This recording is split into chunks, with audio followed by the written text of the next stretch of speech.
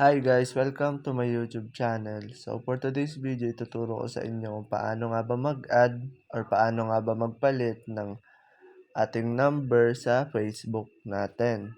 So, let's do it. So, ang first step natin ay pumunta lang tayo ng ating Facebook app and then makikita natin tong 3 lines dito sa upper right side. So, pindutin lang natin yan.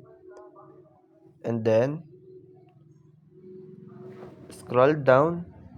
So, pindutin natin tong settings. So, punta lang tayo sa settings. So, ayan. At dito, makikita nyo yung personal details. So, pindutin nyo lang yon. At dito, pindutin nyo lang yung personal details.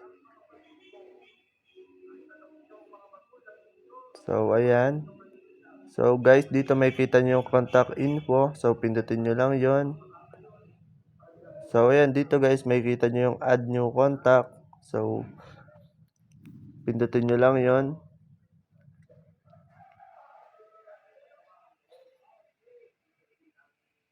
So, dito guys, pwede kayong mag-add ng mobile number or email. So, ayan guys, dito. So, guys, dito sa baba makikita nyo, pipiliin nyo kung yung Facebook number ba o sa IG number. Meron kasi dun. So, piliin nyo lang yung Facebook nyo. So, ayan dito, pwede nyo nang palitan ang inyong contact, ang number nyo. So, ayan.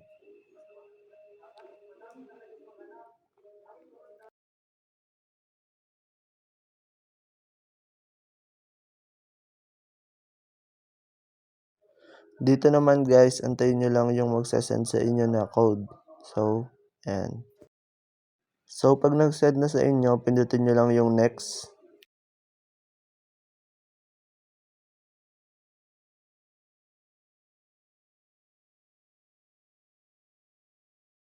At dito, na-add nyo na yung number na i-add nyo. So, ayan. So, ganun lang naman kadali guys mag-add ng number or magpalit ng number sa Facebook. So, ayun lang.